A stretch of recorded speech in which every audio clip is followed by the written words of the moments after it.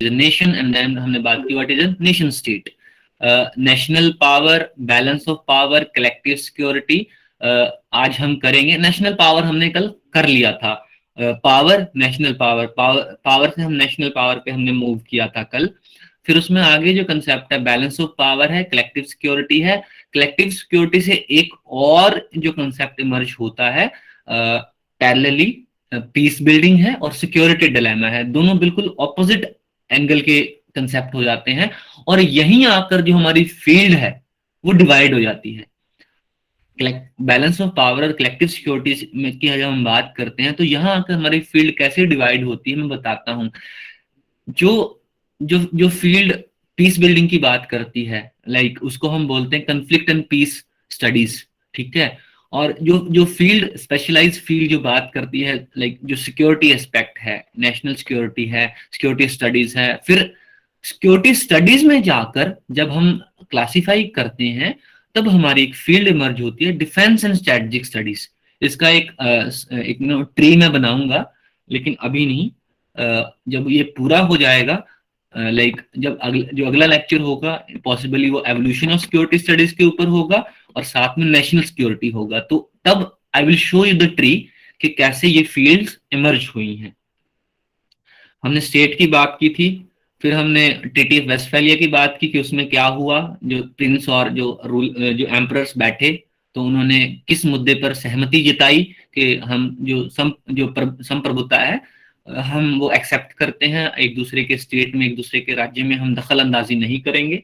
फिर जो स्टेट से कैसे हम नेशन स्टेट की तरफ हम मूव किया हमने, और नेशनलिज्म के ऊपर हमारे टॉपिक में हमारे जो फर्स्ट यूनिट है उसमें काफी सारे टॉपिक्स हैं ऐसे, लेकिन नेशनलिज्म स्पेसिफिकली मेंशन नहीं किया हुआ। अगर आप you want to go in depth, you can talk to me about that. I have written a paper on nationalism, ethnicity and nation building के ऊपर मैंने एक आर्टिकल, रिसर्च आर्टिकल लिखा है, तो I can share with you, और आप लोग उसको पढ़ सकते हैं। It is written by me only. एक न्यू लिबरल ऑर्डर और जो स्टेट सिस्टम है हमने उसकी बात की कि न्यू लिबरलिज्म में हम क्या क्या बातें करते हैं, ग्लोबलाइजेशन जो है वो क्या चीज है, हमने उसकी बात की। Then we move to power. Power में जो स्टैंडर्ड डेफिनेशंस हैं उसमें मोर्गेंथु आएगा, शॉन्सबर्गर आएगा, एंड दिस केनेथ वॉल्ट्स आएगा आगे। एंड फाइनली हमने एलिमेंट्स ऑफ नेशनल पावर किए, और मैंने एलिमेंट्स ऑफ नेशनल पावर को क्लासिफाई नहीं किया एक तरीके से, मैंने ओरली बता दिया कि what we mean elements of power को अगर हम डिवाइड करें। टेंजिबल एलिमेंट्स ऑफ पावर होते हैं, इनटेंजिबल एलिमेंट्स पावर होते हैं। टेंजिबल मतलब Hitesh, we have to bring Hindi वाले में कि क्या मतलब है टेंजिबल और इनटेंजिबल का। टेंजिबल मतलब मूर्त साधन होते हैं, मूर्त होते हैं, इसका मतलब they are visible in a वे, जो दिख सकते हैं, मूर्त और अमूर्त जो एलिमेंट्स हैं, तत्व। ओके, सो मैंने फिर आगे बताया कौन सी टेक्निक्स हैं जो यूज की जाती हैं नेशनल पावर को एक्सरसाइज करने के। हाँ, हमने बोल दिया कि हाँ भाई मेरे पास अच्छी ज्योग्राफी है, मेरे पास अच्छी ज्योग्राफी, मेरे पास रॉ मटेरियल्स है, मेरे पास इंडस्ट्रियल कैपेसिटी है, जो मैन्युफैक्चरिंग जो इंडस्ट्री है, व्यवसाय है, उसके मेरे पास संसाधन हैं।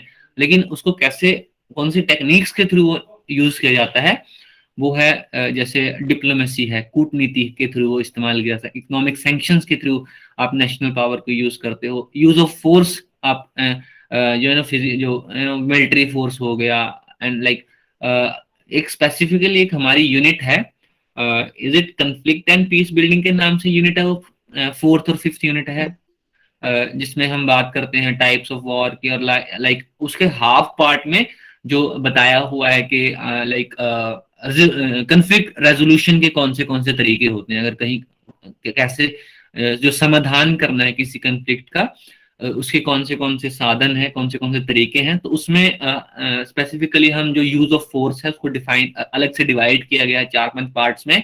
कुछ एक कोअर्सिव टूल्स होते हैं और एक पीसफुल टूल्स होते हैं। तो दोनों हमने अलग अलग करने, क्योंकि उनसे उस यूनिट से एक दो क्वेश्चन ऐसे ही एग्जामिनर डाल देता है, थ्योरेटिकल क्वेश्चन डाल देता है। नेक्स्ट पार्ट जो है it is balance of power. Balance of power पे हमने आज चर्चा, हमने डिस्कशन करना है आज। तो we will start with that. तो जो बैलेंस ऑफ पावर है ये किसकी उपज है, किसने इस सिद्धांत की खोज की, और कैसे ये जो हमारी अंतर्राष्ट्रीय राजनीति में कैसे ये एक महत्वाकांक्षा लेकर आया। अंतर्राष्ट्रीय राजनीति में लाइक जो रियलिस्ट थ्योरी है, रियलिस्ट थ्योरी में सबसे पहले बैलेंस ऑफ पावर की बात की गई, और ये बोला गया कि बैलेंस ऑफ पावर जो है वो सबसे जरूरी है इंटरनेशनल पीस और स्टेबिलिटी मेंटेन करने के लिए, अंतर्राष्ट्रीय शांति और अंतर्राष्ट्रीय स्थिरता बनाने के लिए जो बैलेंस ऑफ पावर है, शक्ति संतुलन, वो बहुत आवश्यक एक टूल है। इसमें फिर जो रियलिस्ट और नियो रियलिस्ट जो हैं, जो यथार्थवादी जो विचारधारा है, वो कुछ अप्रोचेस और कुछ किन चीजों पे वो बात करेगी। सबसे पहले इसकी जो बात की गई कि सबसे पहले like I haven't mentioned that in the presentation, सबसे पहले हैंस मोर्गेंथो ने इसकी बात की। इन द सेंस उसने बोला कि भाई जैसे ना हैंस मोर्गेंथो ने ऐसे इसको कैसे इवॉल्व किया, लाइक उसने डार्विन को उठाया, उसने डार्विन को उठा के बोला कि जैसे सर्वाइवल करने के लिए हर एक जीव को खुद एफर्ट मारने पड़ते हैं, तो इसी तरीके से अगर किसी राज्य को अगर सरवाइव करना है, उसको किसी खतरे से बच के रहना है, तो उसको खुद सक्षम होना पड़ेगा, तो आत्मनिर्भर होना पड़ेगा उसको। तो जो सेल्फ हेल्प सिस्टम्स हैं, लाइक उसने बोला कि जो अंतरराष्ट्रीय राजनीति है, किसने बोला, मुर्गेंथो ने, जो अंतरराष्ट्रीय राजनीति है उसमें एक कोई भी एक कोई गवर्नमेंटल कोई ऐसा सिस्टम नहीं है जो कि सारे अंतरराष्ट्रीय जो राजनीति के सिस्टम को ठीक कर सके। लेकिन जो केनेथ वॉल्ट्स के जो 3 लेवल ऑफ एनालिसिस हैं, लाइक उसके वो मैं बताऊंगा, लेकिन अभी नहीं बताऊंगा। हम बैलेंस ऑफ पावर के कंटेक्स्ट में हम बात करेंगे अभी उसके बारे में। केनेथ वॉल्ट्स अपनी थ्योरी में बोलते हैं कि देयर इज अनार्की। अनार्की मतलब जो अंतरराष्ट्रीय राजनीति है उसमें अनार्की है। अनार्की मतलब वहां पर कोई भी ऐसा कोई भी सिस्टम नहीं है कि कोई राज कर रहा है। जो अनार्की में ये होता है कि लाइक अनार्की में कोई संवैधानिक कोई ऐसा कोई रूल, कोई रेगुलेशंस वगैरह नहीं होते। तो अनार्की का मतलब ये होता है। तो केनेथ वॉल्ट्स हमेशा एक बात याद रखना कि 2 बंदे हैं जो अनार्की की बात करते हैं। एक तो है एरेंट, अलेक्जेंडर एरेंट करके है, और दूसरा है केनेथ वॉल्ट्स। जब सिंपल अगर बात आएगी कि इंटरनेशनल पॉलिटिक्स इज कैरेक्टराइज्ड, या जो अगर हम अंतरराष्ट्रीय राजनीति के बारे में अगर हम बात करने लगेंगे, तो अनार्की जो है वो, अनार्की के लिए क्या वर्ड होगा? Can anyone tell me please, anarchy के लिए हिंदी में?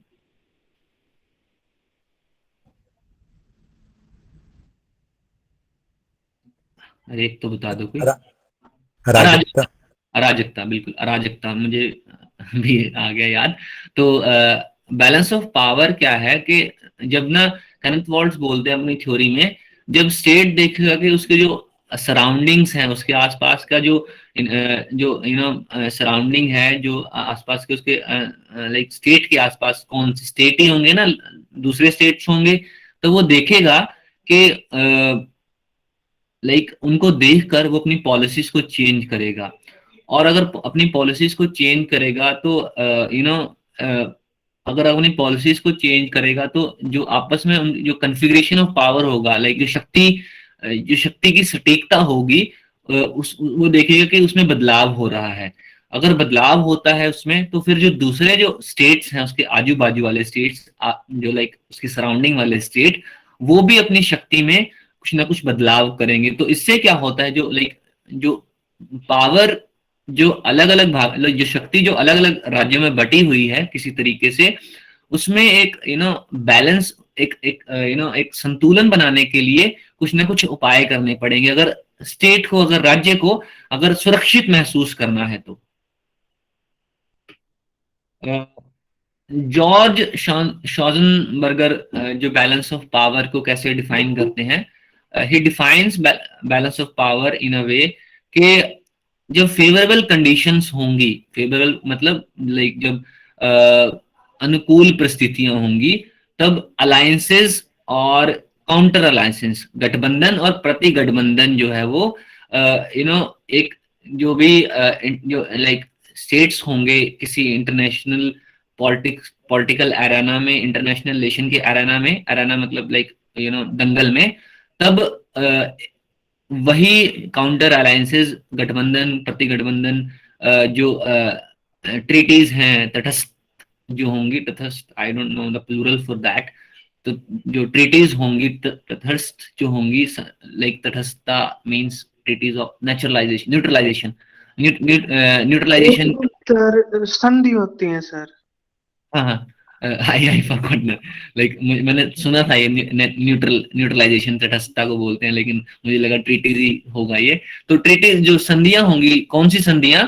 जो न्यूट्रलाइजेशन की संधियां, तटस्थता की जो संधियां होंगी, वो अंतरराष्ट्रीय संबंधों में एक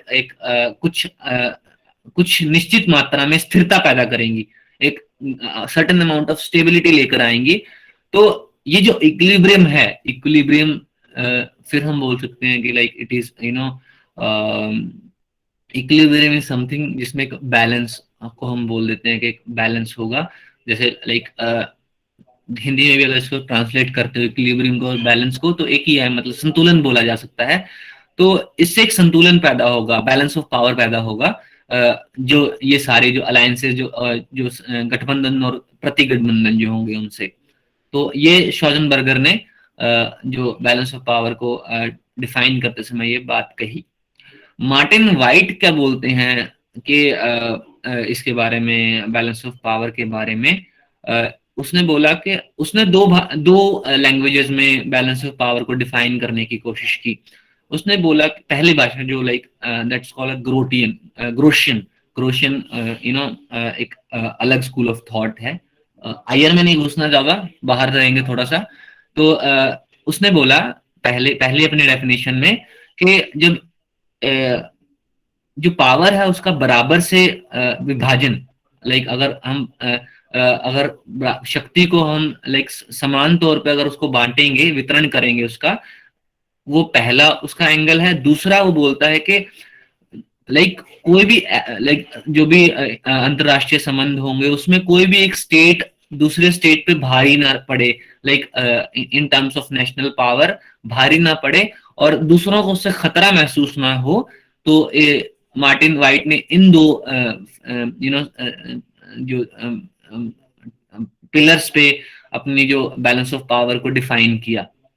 मार्टिन वाइट की एक और डेफिनेशन है मैकियावेलियन सेंस में कि अगर स्टेट इतनी ज्यादा पावर एक्वायर करे कि लाइक जो दूसरा स्टेट है उससे उसको कोई खतरा महसूस ना हो, और लाइक इन दैट सेंस एक इससे एक नया कंसेप्ट इमर्ज होगा। I'll bring back जो मार्टिन वाइट की दूसरी डेफिनेशन जो कि उसने मैकियावेलियन सेंस में जो कही थी। मैकियावेली आपने पढ़ा है, उसकी जो थोड़ी बहुत हमने पॉलिटिकल थ्योरी जो उसकी वॉर के ऊपर जो थॉट्स थे हमने डिस्कस किए थे। क्योंकि मैकियावेली जो है, Machiavelli comes from the real classical जो रियलिस्ट स्कूल है, यथार्थवाद जो लाइक शुरू से जब यथार्थवाद शुरू होता है उसका थिंकर है मैकियावेली। पॉलिटिकल थॉट की अगर बात करते हैं तो बैलेंस ऑफ पावर मर्गेंथो के टर्म्स में हम बात करेंगे। अब हम लाइक दूसरे स्कूल ऑफ थॉट की तरफ आ रहे हैं। बैलेंस ऑफ पावर को चार तरीके से डिफाइन किया, इस्तेमाल किया मर्गेंथो ने। As a policy aimed at certain state of affairs, एक नीति है लाइक जिसमें दूसरे जो स्टेट हैं, राज्य हैं, एक उनके लिए एक नीति निर्धारित है। As an actual state of affair, balance of power में मतलब बैलेंस ऑफ पावर को हम नीति के तौर पे दे सकते हैं, और वास्तविक मामलों में अगर हम देखते हैं तो वहां पे भी बैलेंस ऑफ पावर इस्तेमाल हो रहा होता है। Third definition he talks about approximately equal distribution of power. Approximately, not in literal sense, बिल्कुल बराबर उसने बोला नहीं, अप्रोक्सीमेटली बोला है। मैं बोलता हूँ ना जो इक्वल टू इक्वल के निशान के ऊपर वो एक नो साइनसोडल टाइप का एक निशान सा होता है ना, अप्रोक्सीमेटली बोलते हैं उसको, अप्रोक्सीमेटली इक्वल। तो पावर का लाइक शक्ति का जो लगभग समान वितरण है, तीसरी डेफिनेशन। और फोर्थ है एज एनी डिस्ट्रीब्यूशन ऑफ, किसी भी तरीके से जो शक्ति का वितरण है, उस इन 4 पिलर्स पे मर्गेंथो ने इस टर्म को डिफाइन किया। उसने बोला कि जो बैलेंस ऑफ पावर है, अंतरराष्ट्रीय जो शक्ति का जो संतुलन है, it is a particular manifestation of general social principal.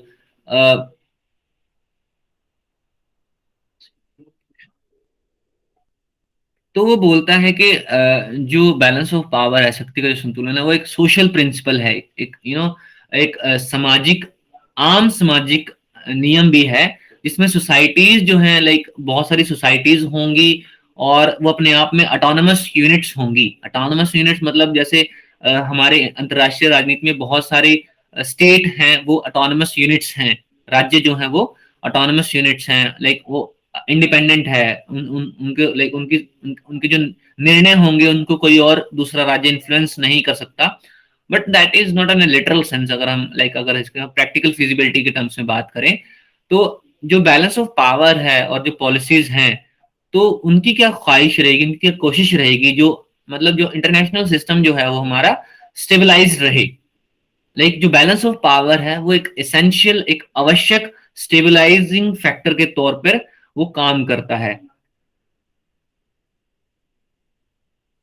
आवश्यक स्थिरीकरण कारक है वो। ओके, बैलेंस ऑफ पावर में किसी को दिक्कत अभी तक? जस्ट लेट मी नो अगर बैलेंस ऑफ पावर में किसी को दिक्कत हो तो।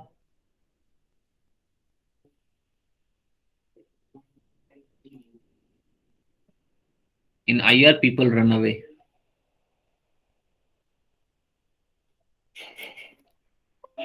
Okay. Next, we are going to talk about collective security. Is that new chap went away, na? What was his name? Vlog with Karthik. He went away. Okay. Priya is also not there. Anyways. So collective security की बात करेंगे हम। तो collective security जो power management, जो शक्ति को प्रबंध करने का एक बड़ा इंपॉर्टेंट तरीका है इंटरनेशनल सिस्टम में।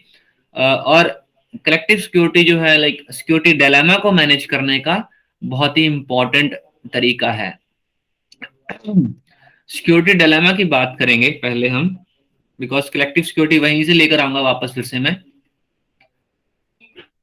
राइट टू सेल्फ डिफेंस की स्टडी। ओके, सिक्योरिटी डिलेमा को डिफाइन करेंगे। जो सिक्योरिटी डिलेमा जो टर्म है, सुरक्षा दुविधा, इसको जो इनिशियली जो डिफाइन किया वो जॉन हर्स ने डिफाइन किया इसको। और इन्होंने इसको इलैबोरेट करते हुए क्या बोला कि groups and individual who live alongside each other. Groups और इंडिविजुअल, समूह और व्यक्ति जो एक दूसरे के साथ एक इकट्ठे रहते हैं, और without being organised in higher unity. मतलब higher unity in the sense वो एक स्टेट और नेशन स्टेट में वो ऑर्गेनाइज्ड नहीं है, they are part of an international system. तो जब वो एक ऐसे ऐसे इन्वायरमेंट में होते हैं, तो they must be concerned about their security from being attacked, subjected, dominated and annihilated. मतलब जब उनको ये डर महसूस होगा अपनी सुरक्षा के बारे में, कि एक एक उनको ये महसूस होगा कि एक अभाव होगा, कि लाइक हम सुरक्षित नहीं हैं, तो उनको इस चीज का अभाव होगा कि हमें कहीं कोई अटैक ना कर दे, कहीं हमें कोई बंदी ना बना ले। सब्जेक्शन इज समथिंग जिसमें बंदी बना लेते हैं। डोमिनेटेड मतलब जिसमें लाइक अगला बंदा बोलता भाई तू यही करेगा, तो अधीन बोलते हैं इसको। and in a sense dictating the terms। annihilated is like something, विनाश कर देना, like जैसे बिल्कुल ही बर्बाद कर देना। तो उसको अदर ग्रुप्स, जो बाकी जो समूह होंगे, उनसे ये खतरा रहेगा। स्ट्राइविंग, ऐसे जो अटैक्स हैं, लाइक इस तरह के जो अटैक्स हैं जिसमें मतलब उसको उसको बंदी बना लिया जाए, अधीन कर लिया जाए, या उसकी जो संप्रभुता है उसको खतरा हो, या उसको कंप्लीटली डिस्ट्रॉय या विनाश करने का होने का खतरा हो, तो ऐसे में वो उसकी क्या क्या इच्छा रहेगी कि वो और more and more power acquire करे, ज्यादा से ज्यादा वो शक्ति को एक्वायर करे, ताकि जो दूसरी शक्तियां हैं उसके प्रभाव से वो बच सके, to escape the effects of the power of others. तो इस सर्कमस्टांसेस में क्या होगा कि जो इससे जो बाकी जो दूसरे राज्य हैं, दूसरे राज्यों का जो समूह है, वो इनसिक्योर महसूस करेगा, वो असुरक्षित महसूस करेगा, और जो दूसरे राज्यों का समूह है या दूसरा जो राज्य होगा वो मजबूर हो जाएंगे कि वो सबसे बुरे के लिए वो तैयार रहें। तो इससे क्या होगा, जो एंटायर हमारा जो इन्वायरमेंट है, इंटरनेशनल पॉलिटिक्स का जो इन्वायरमेंट है, इसमें एक इनसिक्योरिटी क्रिएट होगी, आपस में म्यूचुअल इनसिक्योरिटी क्रिएट होगी। एंड दिस सेंस ऑफ जो म्यूचुअल इनसिक्योरिटी है, इसको हम सिक्योरिटी डिलेमा और सुरक्षा दुविधा के नाम से हम जानते हैं।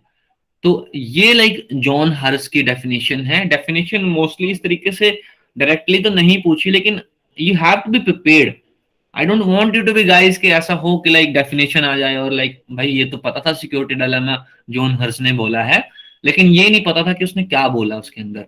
लेकिन जो अब इन तीनों की ना त्रिमूर्ति है, जॉन हर्स की, रॉबर्ट जर्विस की और बटरफील्ड की। इन तीनों ने सिक्योरिटी डिलेमा पे काम किया है। तो अगले बंदे की बात करते हैं, रॉबर्ट जर्विस जो है। रॉबर्ट जर्विस को अगर हम डिफाइन करें तो I tell you, Robert Jervis जो है वो दो तरह के स्कूल ऑफ थॉट हैं। एक रियलिज्म में एक ऑफेंसिव रियलिज्म है, एक डिफेंसिव रियलिज्म है।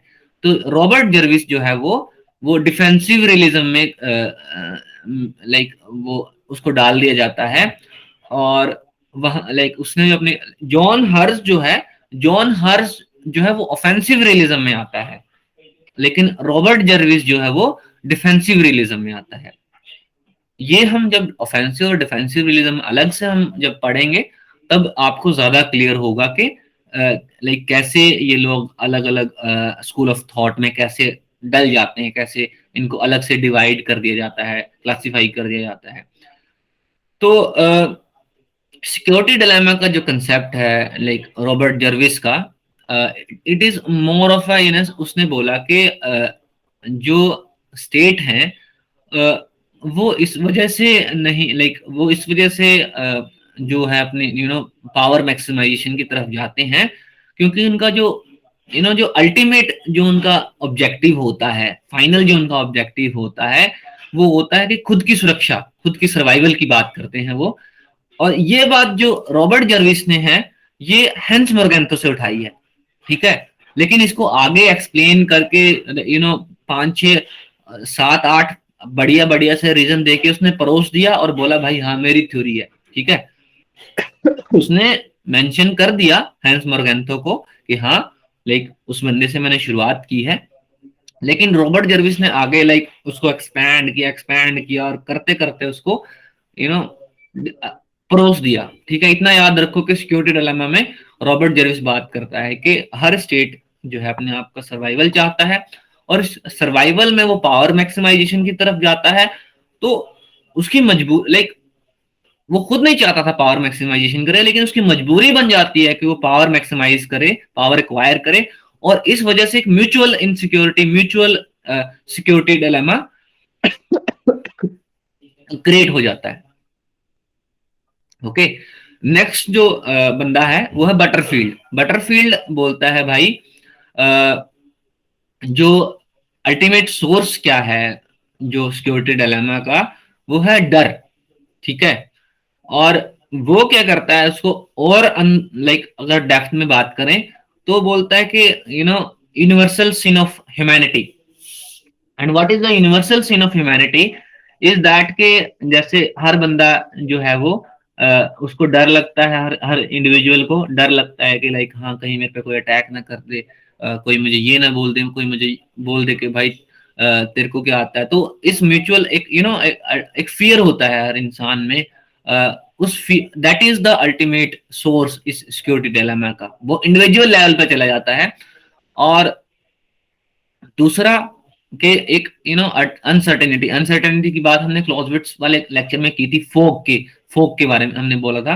तो दूसरे के इंटेंशंस के बारे में जो अनसर्टेनिटी होती है ना, कि लाइक जो दूसरा बंदा है, क्या पता भाई क्या सोच रहा हो, क्या प्लान कर रहा हो, क्या पता परसों अटैक कर दे।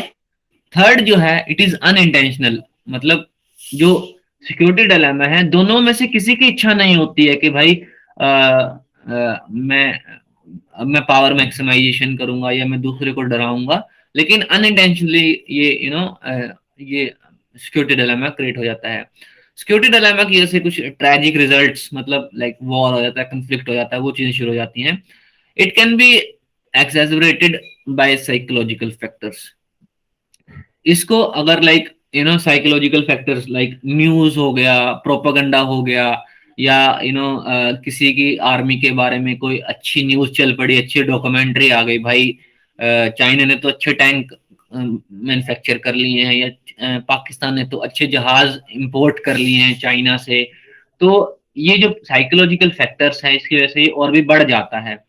जब हम डिफेंस इकोनॉमिक्स करेंगे तो उसमें डिफेंस प्लानिंग का एक चैप्टर होगा, उसमें बताऊंगा मैं कि कैसे परसेप्शन जो होता है अगले बंदे की डिफेंस प्रिपेयर्डनेस के बारे में, कैसे डिफेंस बजट्स को इन्फ्लुएंस करता है। Just a second, I have to take this call, this is from parents.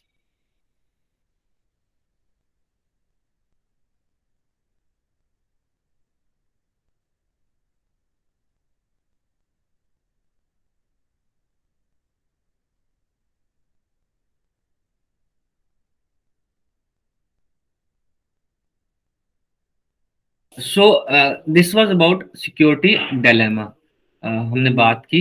Next I am going to talk about is sixth factor, कि जो ये जो इंटायर उस जो बटरफील्ड है, बटरफील्ड एक एक्सटेंट पर जाकर बोलता है कि जो सारे ह्यूमन कंफ्लिक्ट होते हैं और जो कंफ्लिक्ट आगे वॉर में बदल जाते हैं, उसका जो फंडामेंटल कॉज है वो सिक्योरिटी डिलेमा है। बटरफील्ड इस हद तक चला जाता है ये बोलते बोलते छठे पार्ट में।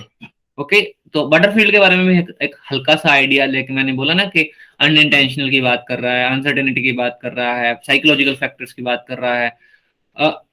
अच्छा, रॉबर्ट जर्विस जो बात करेगा परसेप्शन और मिस परसेप्शन की बात करेगा, याद रखना। रॉबर्ट जर्विस जो बात करेगा वो परसेप्शन एंड मिस परसेप्शन की बात करेगा, और उसकी खुद की बुक भी है, perception and miss perception international politics, लिख लीजिए। रॉबर्ट जर्विस की बुक का नाम है perception and miss perception in international politics.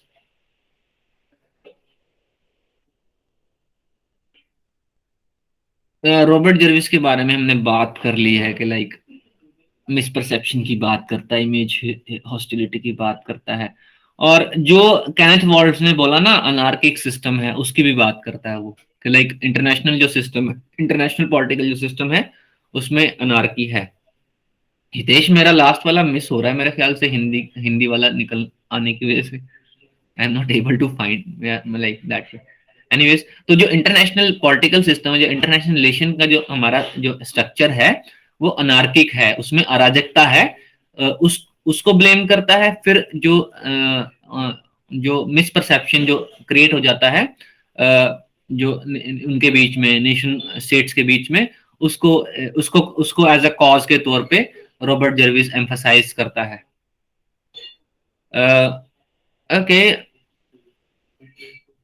मैंने ये समरी पुट किया शायद, या this is a summary of Robert Jarvis का आर्गुमेंट जो है उसकी, कि जो सिक्योरिटी डिलेमा है वो अनइंटेंशनल है और it is highly defensive in nature. और जो सिक्योरिटी इस पॉइंट पे रॉबर्ट जर्विस अलग हो जाता है बटरफील्ड से, बोलता है कि सिक्योरिटी डिलेमा की वजह से कुछ वॉर्स हुई होंगी, सिक्योरिटी डिलेमा की वजह से कुछ वॉर्स, कुछ कंफ्लिक्ट हुए होंगे, लेकिन सारी वॉर्स और सारे कंफ्लिक्ट जो है वो सिक्योरिटी डिलेमा की वजह से नहीं हुए हैं। तो that is the summary of Robert Jervis agreement argument. Okay, we will come back वहां पर सिक्योरिटी पे। हाँ, तो हमने बात, अब आपको आइडिया लग गया होगा कि लाइक सिक्योरिटी डायलेमा हो जाता है, तो सिक्योरिटी डायलेमा को कैसे हम खत्म कर सकते हैं।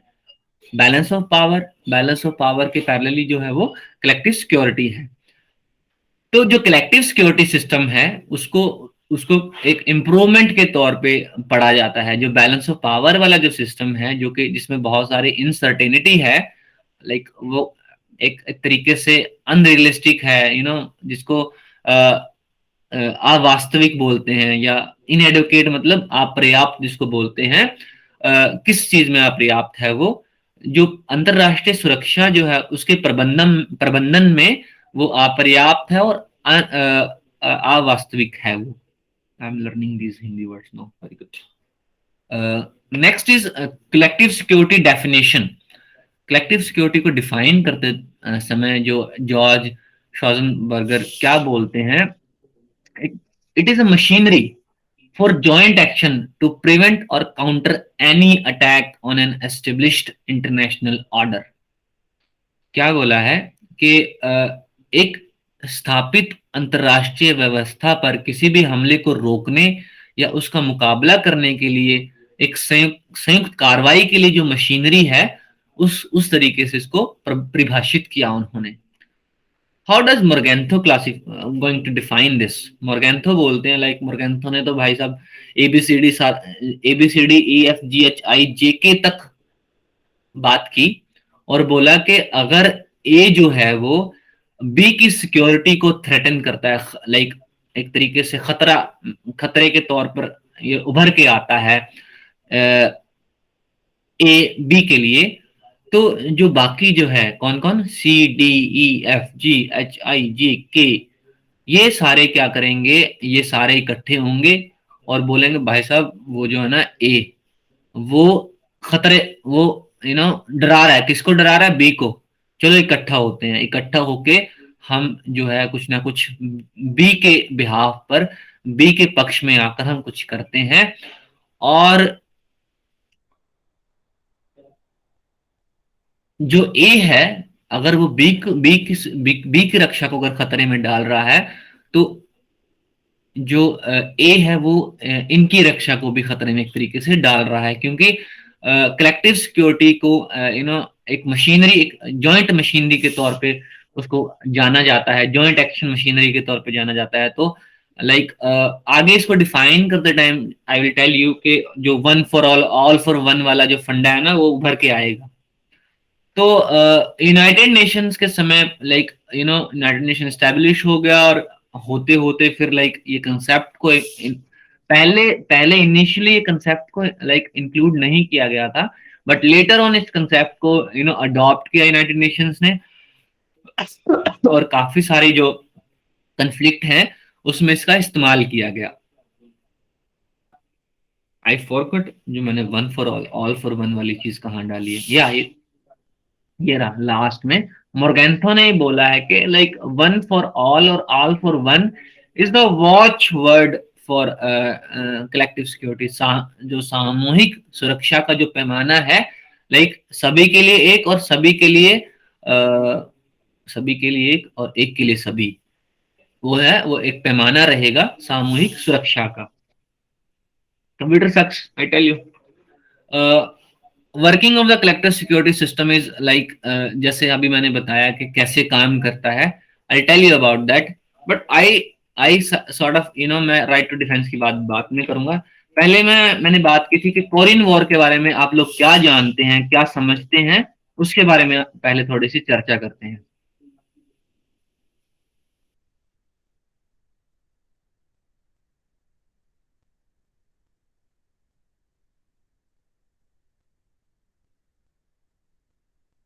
Available to every one of you, तो प्लीज टेल मी कि कोरियन वॉर कैसे शुरू हुआ, क्योंकि लाइक मैंने बोला जैसे आपको कि हम we are moving towards cold war वाले फेज में, तो आई एम एक्सपेक्टिंग कि आप साथ के साथ जो वर्ल्ड हिस्ट्री है, मॉडर्न वर्ल्ड हिस्ट्री, वो पढ़ रहे होंगे। जैसे इंग्लिश की बुक पोस्ट कर दी गई है, और लाइक जो हिंदी वाली बुक में इशू ये आ रहा है कि पुराना वर्जन मिल रहा है, नया वर्जन नहीं मिल पा रहा है मॉडर्न वर्ल्ड हिस्ट्री का, तो इसीलिए वो पोस्ट नहीं की गई अभी तक। बट आज आज I'll sit and I'll verify finally, और आज पोस्ट कर दी जाएगी लाइक 10-11 बजे से पहले पहले तक। तो इन जनरल आपको क्या आइडिया है हिंदी वाले स्टूडेंट्स को भी कि कोरियन वॉर कैसे हुई, क्या क्या कौन सी पार्टीज थी और कौन सी उसमें बॉडीज इन्वॉल्व हुई, international bodies as international, these political bodies as well as non political और non governmental bodies कौन सी इन्वॉल्व हुई, आप लोगों ने पढ़ी होगी आपके मास्टर्स में। क्योंकि मुझे मुझे लाइक सारी चीजें याद नहीं है ना, लाइक आप लोग भी बताएंगे कुछ ना कुछ तो मुझे। Please Rakshanda, you go ahead, I'll do that. I'll be doing that कि I'll tell anyone to say something, please. Rक्षंदा, you go ahead.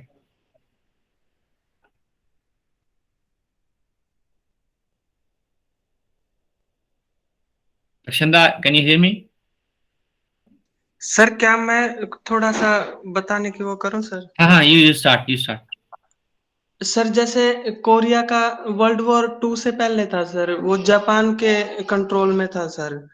Japan उसका शोषण कर रहा था, जैसे उसके सारे रिसोर्सेज को उनको यूज कर रहा था। तो जैसे वर्ल्ड वॉर 2 हुआ खत्म, तो जापान में तो हो गया सब कुछ फिनिश वहां पे तो। और ऐसे दो पावर उभर के आई थी सर, कम्युनिस्ट हो गए एक तो, और ये हो गए अपने कैपिटलिस्ट हो गए सर। पहले तो कम्युनिस्ट जो वहां पे थे, नाम ध्यान नहीं आ रहा सर उनके, किम जोंग उनके ग्रैंडफादर सर, उन्होंने एस्टेब्लिश की थी सर वहां पे गवर्नमेंट। और वो साउथ कोरिया की तरफ इन्वेड करने लगे थे सर उस टाइम पे। देन अमेरिका ने एज अ जो अमेरिका के नेतृत्व में बाकी जो कंट्रीज थी, उन्होंने फिर अपनी फोर्सेस वहां पे डिप्लॉय की थी। उसके बाद So that was Kim Il Sung. क्या हुआ सर?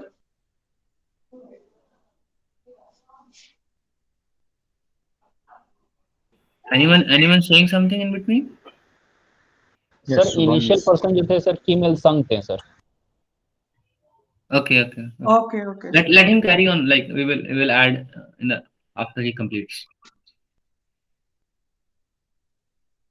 तो सर उन्होंने जैसे जब north Korea in the sense जब वो कम्युनिस्ट पावर थी एक तरीके से, तो उन्होंने इसकी रशिया की हेल्प से साउथ कोरिया को पूरा इन्वेड कर चुके थे। वो सिर्फ एक छोटा सा स्टेट बचा था, कोस्टल पावर वो था उनका एरिया, उसका बुसान था या क्या था, वो नाम ध्यान नहीं है मेरे को अब। तो वो सिर्फ वही जगह बची थी जहां से उनकी साउथ कोरिया की जो पावर थी वो चल रही थी। तो बाद में उन्होंने जो यूरोपियन कंट्रीज थे, इंग्लैंड, फ्रांस, उन्होंने अमेरिका के साथ मिलकर, अमेरिका के नेतृत्व में, जैसे अफगानिस्तान वगैरह में भी किया गया था, तो उन्होंने अपनी फोर्सेस डिप्लॉय की वहां पे। और उसके बाद नॉर्थ कोरिया को पूरा पीछे तक ढकेल दिया गया था। तो ये कॉन्फ्लिक्ट, इसके बाद ये अब मेरे ख्याल में जो ये है सर 47 पैरेलल लाइन पे सर शायद इनका जो वो है। और इसके 4 किलोमीटर के अंदर सर ना कोई कितना है मैम? 38 पैरेलल। 38, ओके 38। तो इसके 4 किलोमीटर का जो वो बाउंड्री लाइन है आज के दिन इनके बीच में, ना तो वहां पे कोई जा सकता है, मतलब वो फोर्सेस नहीं रख सकते इसके अंदर अपनी दोनों कंट्रीज, ना कोई रेजिडेंशियल एरिया है वहां पे, मतलब कोई, मतलब वो किसी की प्रॉपर्टी नहीं है, इस तरीके से कुछ है ऐसा। ना कोई वहां पे ड्रिलिंग वगैरह कर सकता है अपनी, इस तरीके से आज के दिन में सिनेरियो है। और ये इसके फिर इसमें एक चीज ये भी कही जाती है कि आज तक इस वॉर को ये डिक्लेयर नहीं किया गया कि भाई उनकी वॉर खत्म हो गई है, तो अनऑफिशियली या ऑफिशियली ये वॉर आज भी चल रही है ऐसा कहा जाता है सर।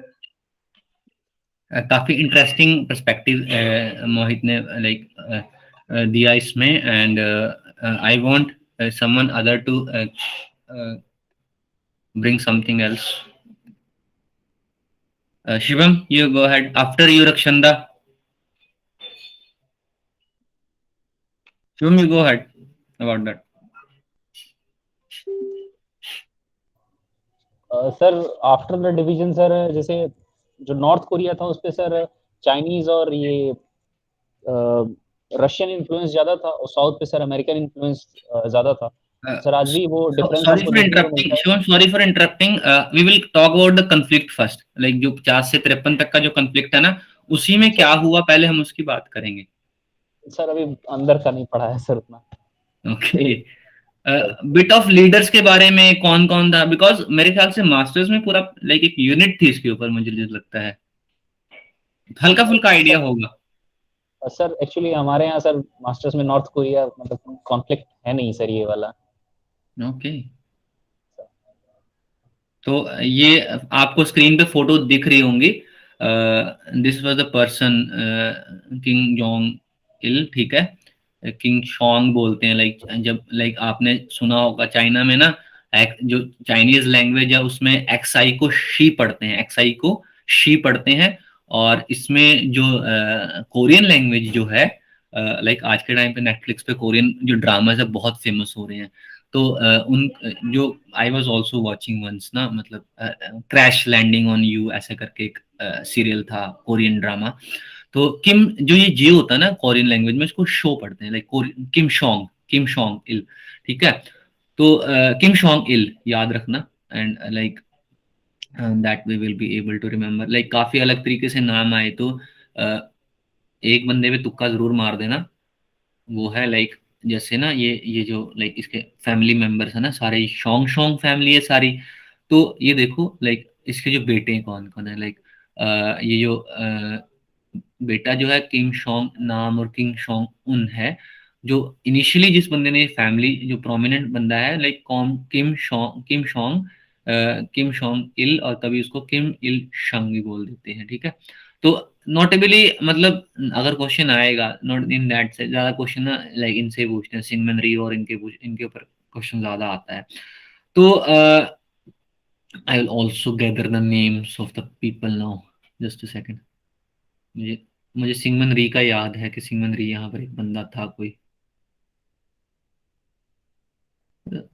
किम डाइशिंग, I don't know, he was not there.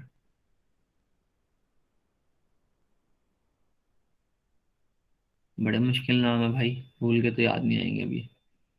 ये तो करंटली किम जोंग उन है ना जो पावर में है. इसकी फोटो क्यों नहीं दिखा रहे हैं?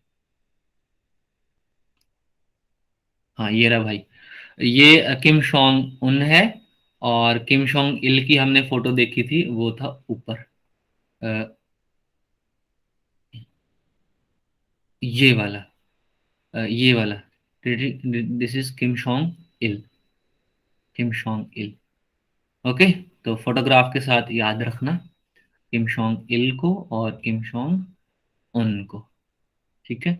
उसकी बहन जो है किम जोंग उन की lady, she is very powerful.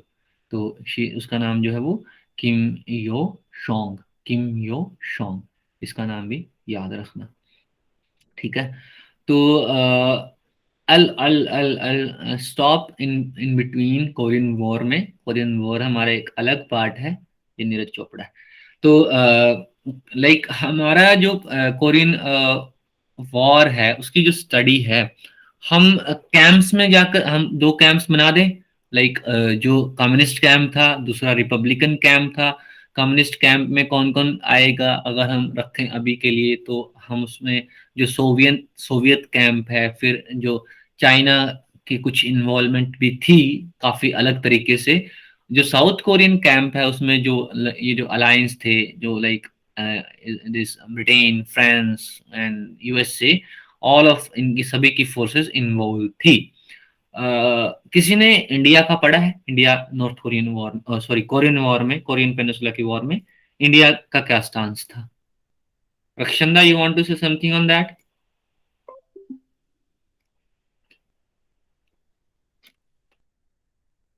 No, sir.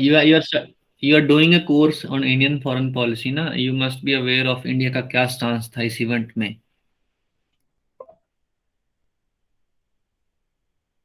Okay, I'll add something to that, और मैं ये बोलूँगा कि आज जाके पढ़ना इसको सभी प्लीज, तभी कुछ आइडिया लगेगा कि क्या what is the meaning of this collective security, और जो ये सारा जो ये सिस्टम है इसका। तो बैलेंस ऑफ पावर कैसे मेंटेन हुआ इस वॉर में, कि जब दो पोल्स में पावर बटी हुई थी, तो एक पोल एक पोल ने, डू यू गाइस नो कि लाइक नॉर्थ कोरियन जो लीडर है उसने ऐसे इन्वेड नहीं किया, you know. I don't have the map right now, मैं आपको दिखा पाता किसी ने, लाइक किसी न किसी तरीके से। आई शो द मैप पहले, कोरिया का मैप, कोरियन पेनिनसुला मैप।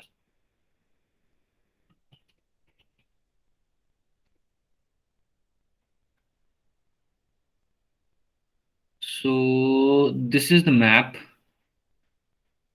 खुलो, okay.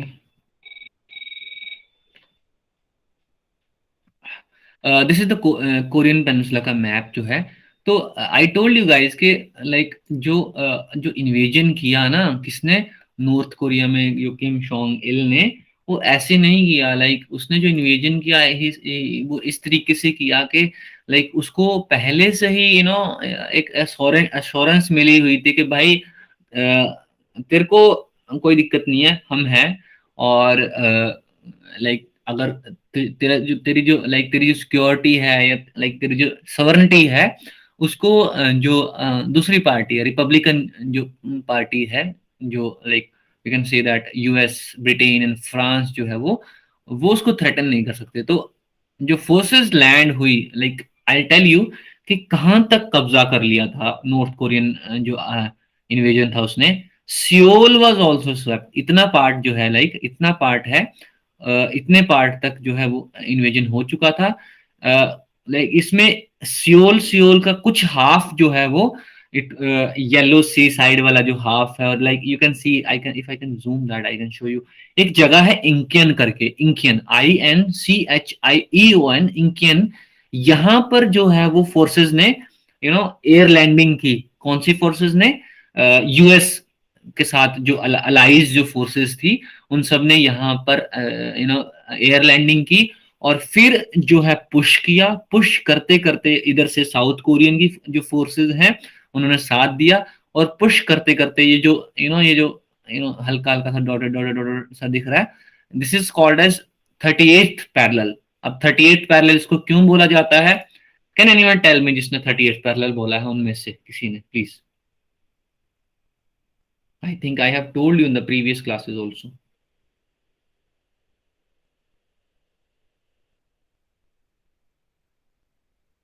Come on, you aren't paying attention. That was not good. So I'll tell Please you. repeat the question. 38th parallel क्यों बोला जाता है? कोरियन जो demilitarised जो zone है, DMZ जिसको बोलते हैं, इसको 38th पैरेलल क्यों बोला जाता है? You guys think for a minute. I will. I think sir जो 38th लैटिट्यूड जो है वो शायद वहां से पास आउट करता है, इसलिए। या एग्जैक्टली। तो जो 38 डिग्री जो लैटिट्यूड है, उसके आसपास ये सारा एरिया पड़ता है, तो इसीलिए इसको 38th पैरेलल इसको जाना जाने लगा इस नाम से। Okay, I think this was is enough. अच्छा, इंडियन जो इन्फ्लुएंस रहा है इसमें, इंडिया ने डायरेक्टली किसी किसी साइड से हिस्सा नहीं लिया, बट इंडिया का जो लाइक जो इंटरनेशनल रेड क्रॉस की जो यूनिट्स थी यहाँ पर, उसमें इंडियन रेड क्रॉस की जो यूनिट्स हैं उसको भेजा इस कंफ्लिक्ट में। अगर इसको वॉर बोलेंगे तो वी कैन, लेकिन अगर टेक्निकल टर्म्स में जब हम डिवाइड करेंगे, वो हम 4th यूनिट में डिवाइड करेंगे कि कंफ्लिक्ट और वॉर में क्या डिफरेंस है। Okay okay. अच्छा, फिर अगले अगले टॉपिक की बात करते हैं। यूक्रेन की केस स्टडी की बात करते हैं।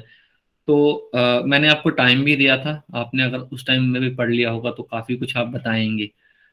विल एनीवन गो? पहले कोई शुरू करेगा? चर्चा में है Ukraine crisis.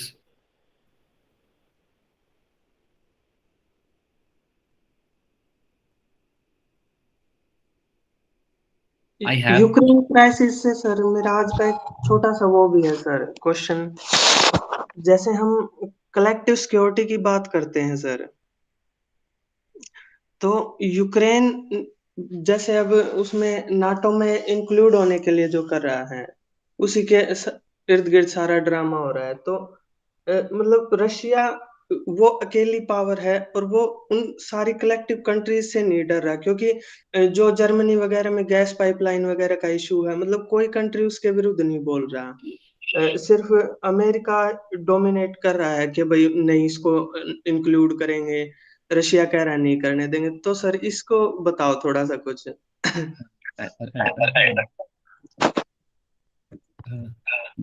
no one going to say anything about that.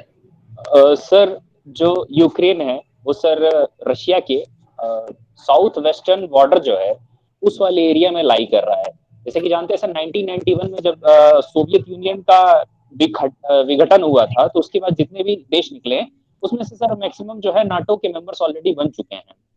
इसके इसी केस में सर 1980s या 70s के दौरान में एक छोटा सा वाक्य आता है कि यूएस प्रेसिडेंट शायद रीगन थे या और ये निकिता क्रुश्चेव, उनके बीच में सर एक फोन टॉक हुआ था जिसके अंतर्गत ये बात कही गई थी कि आप जो है जो नाटो में जो नेटो मेंबर्स हैं उनकी संख्या को अब ज्यादा नहीं बढ़ाएंगे। ऐसा ही कुछ मतलब एक एग्रीमेंट हुआ था और उसका आर्काइव्स वगैरह आज भी मौजूद है, पर रशिया मतलब अमेरिका जो है इसको डिनाई कर रहा है। उस समय के बाद भी लगभग 4 से 5 देश ऐसे और हैं जो ऑलरेडी रशिया के पड़ोसी हैं और वो ऑलरेडी नाटो के मेंबर्स बन गए हैं। रशिया का कंसर्न सिर्फ और सिर्फ इतना है, जो कि सर जेन्युइन भी है, कि अगर यूक्रेन भी नाटो का पार्ट बनता है तो फिर उस केस में जो नाटो फोर्सेस हैं, अमेरिकन जो भी मतलब अमेरिकन पावर या फिर हम वेस्टर्न पावर कह लें, ये रशिया के पूरी दरवाजे पर खड़े हो जाएंगे और ये उसके वेस्टर्न बॉर्डर के लिए एक बहुत बड़ा थ्रेट होगा। और हम सर कहीं ना कहीं इस बात को सर कंसीडर भी करते हैं कि ये जेन्युइन है, लेकिन अमेरिका इस बात को मानने के लिए तैयार नहीं है और सर इसी पर पूरा का पूरा कॉन्फ्लिक्ट है सर। और यहाँ पर एक आधा जो कुछ पर्सनल जो रशिया के टर्म्स हैं वो भी इंक्लूड होते हैं। जैसे कि हम जानते हैं sir Russian economy already American sanctions के थ्रू बहुत ज्यादा श्रिंक हो गई है और ऊपर से वहां की कंडीशन के हिसाब से जो रशियन पॉपुलेशन है वो भी श्रिंक हो रही है। तो इस केस में अगर रशिया यूक्रेन को अपने अंडर में ले लेता है, इससे सबसे बड़ा उसे बेनिफिट होगा कि एक पॉपुलेशन ग्रोथ उसे मिल जाएगी और उसके साथ ही साथ यूक्रेन जो है वो मतलब पूरी दुनिया में सर एक बहुत बड़ा वीट प्रोड्यूसर भी है और वहाँ का जो लैंड है वो बहुत ज्यादा फर्टाइल है। तो ये सर कहीं ना कहीं रशिया की जो इकोनॉमी है उसको भी बूस्टअप करने में और उसको इंफ्रास्ट्रक्चर को मजबूत करने में भी सर एक सहायता प्रदान करेगा। तो ये सर दोनों का पक्ष है सर। मोहित, या यू गो अहेड। सर जैसे शुभम जी ने भी कहा, तो ये तो सारा इनके पॉइंट ऑफ व्यू से मुझे लग रहा था ये रशिया का ही वो कर रहे हैं पॉइंट ऑफ व्यू सिर्फ एक्सप्लेन।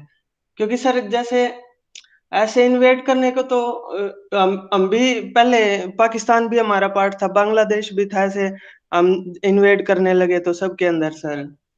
क्योंकि यूक्रेन भी अब आज के संप्रभु राष्ट्र है अपने आप में सर। जब उन्होंने क्रीमिया पे आक्रमण किया, क्रीमिया कब्जा लिया उन्होंने, तो मैं सिर्फ ये कहना चाह रहा हूँ कलेक्टिव सिक्योरिटी आज के पर्सपेक्टिव में कहाँ तक मायने रखती है, क्योंकि तब भी कुछ नहीं कर पाई थी वेस्टर्न पावर्स, और अब भी मेरे ख्याल में कोई अमेरिका के सिवा कोई इसके साथ खड़ा दिखाई नहीं दे रहा यूक्रेन के साथ सर। सर शिवम, जैसा कि सर मोहित जी ने कहा है कि मतलब मैं थोड़ा रशिया फेवर कर रहा हूँ, तो सर अगर आप कंडीशंस को देखें तो कहीं ना कहीं सर आप भी सर रशिया को ही फेवर करेंगे। सर रशिया का जब नहीं करूंगा अभी। सर यूएसएसआर का सर जब डिसइंटीग्रेशन हुआ था तो वो 16-17 हिस्सों में जो डिवाइड हुआ था उसमें सर मैक्सिमम पार्ट आज नाटो के हिस्से हैं। वहां पर रशिया ने कुछ नहीं कहा। अब सर अगर आप मतलब कोई भी अगर कंट्री है अगर वो देख रही है कि हमारे जो फ्रंट लाइन है वहां पर जो दुश्मन है वो आके खड़ा हो जा रहा है, तो सिंपल सी बात है सर वो कंट्री रिटेलिएट करेगी ही करेगी। इसके अलावा और कोई ऑप्शन नहीं बच रहा है। रशिया की तो सर सीधी डिमांड है कि आप यूक्रेन को जो है नेटो का मेंबर ना बनाइए, और वो सर डिमांड जेन्युइन भी है। लेकिन sir okay, I think you complete your part. You complete. जी सर, तो कहीं ना कहीं सर डिमांड जेन्युइन भी है और उसके अलावा सर अगर हम देखें तो सर जो फिलहाल में जो यूएस नेतृत्व जो है सर अब वो उतना इफेक्टिव नहीं रहा है सर जितना कि पहले है। फिलहाल के जो राष्ट्रपति है जो बाइडेन सर, उन्होंने अफगानिस्तान में भी चीजों को ऐसे ही छोड़ दिया, और फिलहाल में जो वो कॉन्फ्लिक्ट की बात कर रहे हैं तो इसमें सर पूरा का पूरा जो लोड है वो सिर्फ और सिर्फ यूरोपियन कंट्रीज के ऊपर ही आएगा। इसमें सर सबसे ज्यादा जो इनकेस अगर इन्वेजन हो जाती है, वॉर हो जाता है, सर सबसे ज्यादा नुकसान जो है वो फ्रांस को होगा, जर्मनी, ब्रिटेन, इन्हीं सारी कंट्रीज को होगा सर। तो सर मतलब ये मेरा पर्सपेक्टिव है sir. Okay, thank you, Shivam. It was a very interesting perspective, and Mohit also brought an interesting ideas into that. कि like it is कि हम कैसे मैंने आपको मैं बात कर रहा था एथनिसिटीज की। एथनिसिटीज का सारा इश्यू है। अगर हम एथनिसिटी की बात करें, लाइक जो एथनिसिटीज लोरेंस्क और डोनेस्क दो जगह जो हैं यूक्रेन में, लाइक अभी तक जो यूक्रेन में है उन वहां रह रही है स्लाव पीपल की। तो इट इज मेरा क्वेश्चन ये रहेगा, it is justifiable to invade a territory जिसमें आपके आपकी सिमिलर या आपकी जो सिमिलर स्टांस पे जो एथनिसिटीज रह रही है। जैसे अगर एग्जांपल हम बात करें, जैसे जो पश्तून एथनिसिटी है, पश्तून एथनिसिटी अफगानिस्तान के इस एंड पे भी रहती है और पाकिस्तान के इस एंड पे भी रहती है। तो लाइक अगर I have this map there, या ये जो लाइक अपना जो कंदहार और काबुल से अगर हम जाते हैं तो जो ये सारी बेल्ट है ये पश्तून बेल्ट है, ठीक है। और बिल्कुल सेम इस लाइक जो डूरेंट लाइन है अफगानिस्तान पाकिस्तान के बॉर्डर पे, दूसरी तरफ पाकिस्तान की तरफ, वहां पर भी पश्तून जो कम्युनिटी है, पश्तून जो एथनिसिटी है वो रहती है। तो मेरा क्वेश्चन आप दोनों से इस चीज पे सोचने के लिए होगा कि इट इज जस्टिफिएबल कि अगर एक एथनिसिटी लाइक बॉर्डर के उस तरफ रह रही है तो आप इन्वेड करके वो हिस्सा एनेक्स कर सकते हैं। Is it? या just on that first please.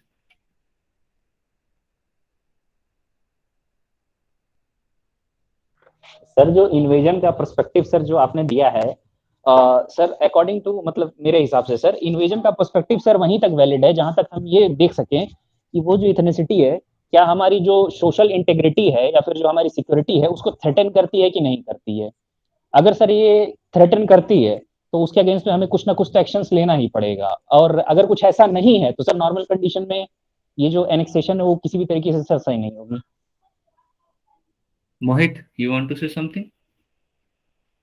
Yes sir, मुझे नहीं लगता किसी भी तरीके से इन्वेट करना चाहिए, क्योंकि जो मेनली तो जो प्रॉब्लम्स हो रही हैं ये रिसोर्सेज उनके जो यहाँ पे बलूचिस्तान है सर, पाकिस्तान का मेनली, वहां पे आज के दिन पे इतनी प्रॉब्लम्स हो रही है। वो क्यों हो रही है? क्योंकि रिसोर्सेज सारे उनके लिए जा रहे हैं, उनकी इन्वायरमेंट हो नहीं रही। जस्ट लाइक बांग्लादेश सर, वो किसको ज्यादा बेनिफिट हो रहा है? वो पंजाब स्टेट जो है, जो उनका जो पंजाबी लोग होते हैं उनको ज्यादा बेनिफिट दिया जा रहा है। तो मतलब जो सिमिलैरिटी नहीं होती ना समाज में, तब ये चीजें ज्यादा होती हैं कि भाई मेरी एथनिसिटी क्या है।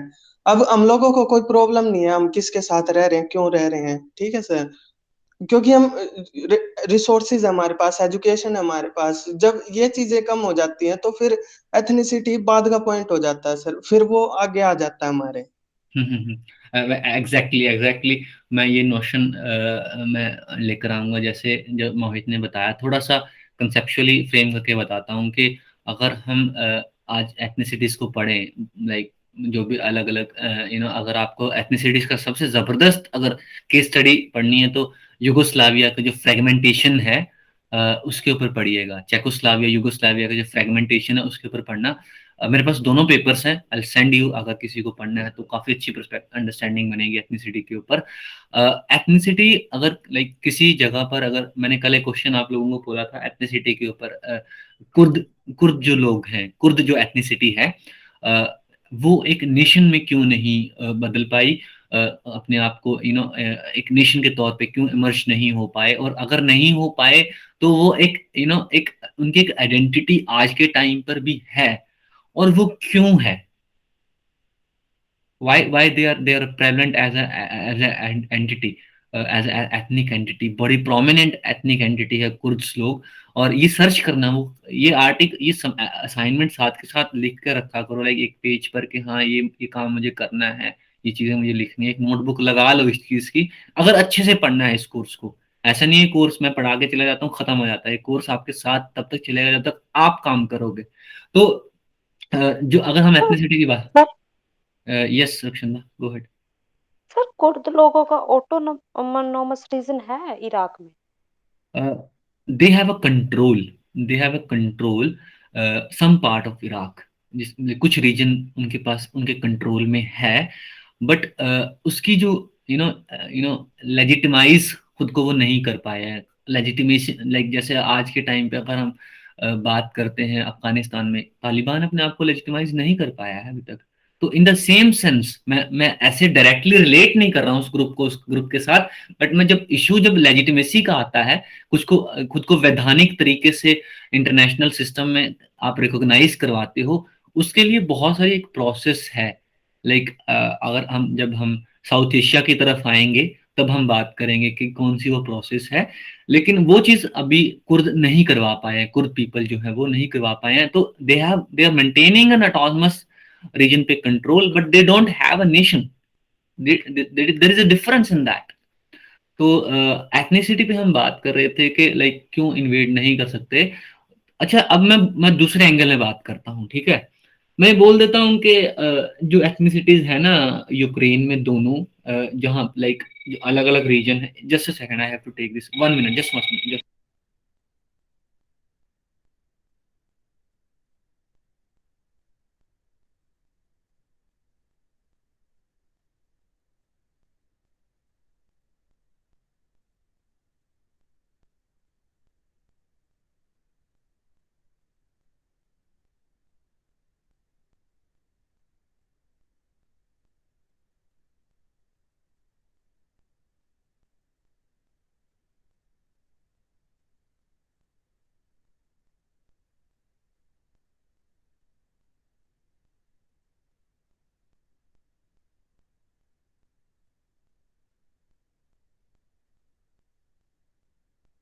आई हैव टू समराइज नाउ थोड़ा सा, क्योंकि I have to go, like my nephew is going to sleep, so I have to bring food for him. तो the issue is like that कि हम बात कर रहे थे एथनिसिटी की, तो मैं आपको एक अलग से एक डिफरेंट पर्सपेक्टिव लेके छोड़ के चला जाता हूँ अभी, और फिर आप कल इस पे पढ़ के आना, अगर पॉसिबली हमारा लिंकेज बना तो हम जरूर इस पे दोबारा बात करेंगे। मैं बोल रहा हूँ कि दो जगह है, लॉरेंस और डोनेंस, ठीक है। दोनों जगह पे अगर स्लाव पीपल रहते हैं, ठीक है, और उन स्लाव पीपल के साथ अच्छा व्यवहार नहीं हो रहा in terms of economic, in terms of politically उनको जो पावर्स हैं they are not available to them. तो जो on the other side of the border Russia बोलता है कि भाई मेरी एथनिसिटीज के साथ यूक्रेन की गवर्नमेंट अच्छा नहीं व्यवहार कर रही, and we want Ukraine to behave well with them, so otherwise we are going to invade.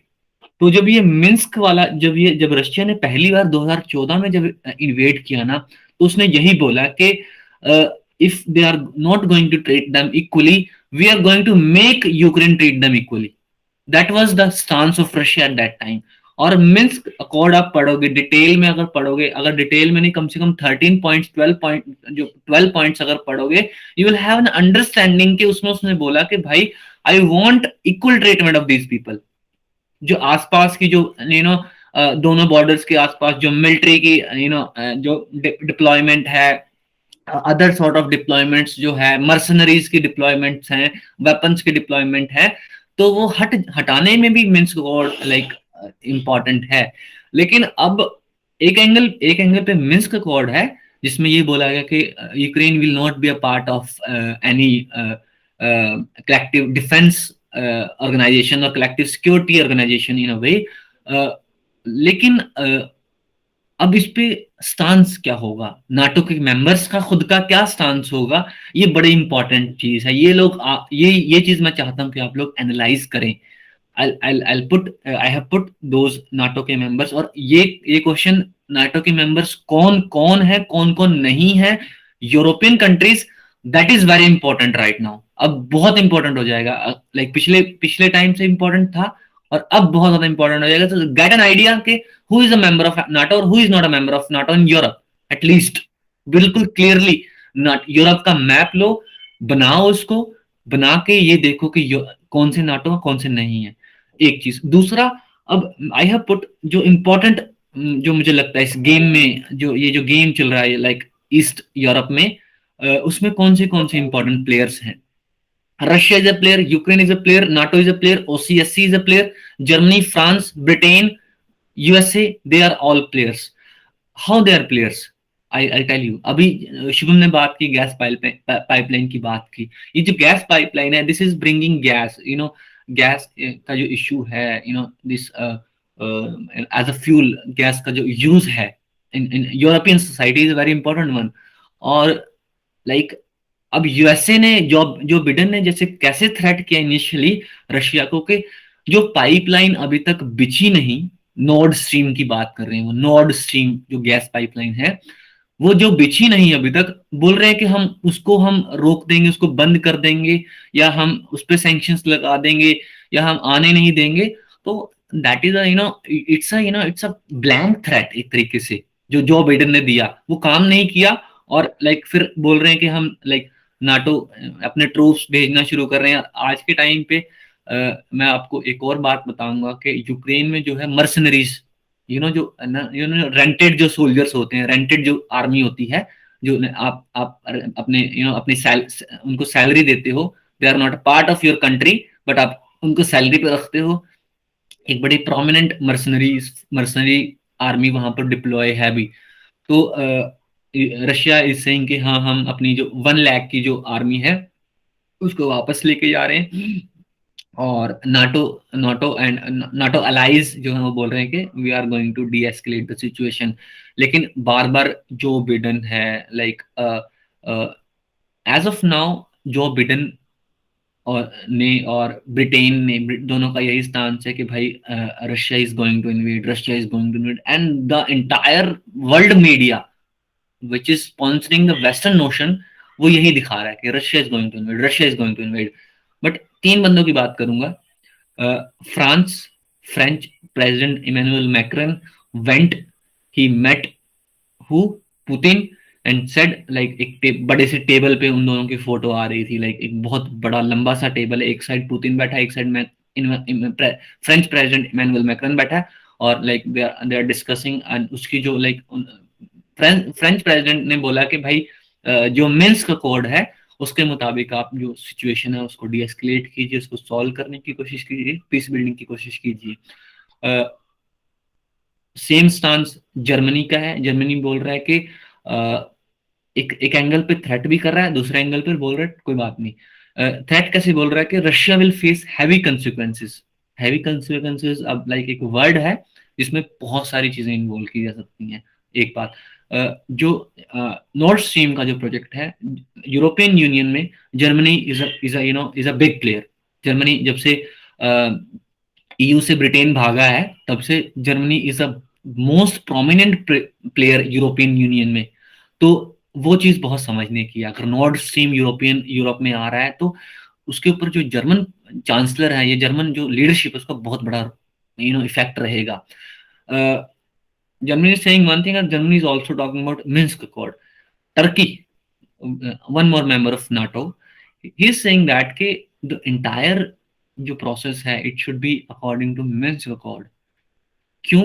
क्योंकि Turkey is trying to appease Russian president Putin और रशियन लीडरशिप, ताकि उसको फेवरेबल एक स्टांस मिले इंटरनेशनल पॉलिटिक्स में। और अगर Turkey is also saying that जो पहला लाइक 2014 और 15 में जो सब ये दुश्मन और दोस्त इकट्ठे बैठे, तो उसमें यही बात हुई, बेलारूस मिन्स्क में जो बात हुई।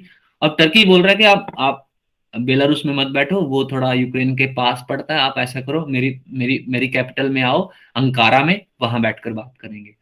तो this is the situation right now, और this is going to be a dynamic affair. But इसको अब collective security balance of power, security dilemma और राइट टू डिफेंस, इन सारे जो फ्रेमवर्क है उसमें डाल के समझने की कोशिश करना है इन कन्फ्लिक्ट को, तब जाके एक जनरल अंडरस्टैंडिंग डेवलप होगी. Someone has texted I guess. या मोहित प्लीज गो अहेड.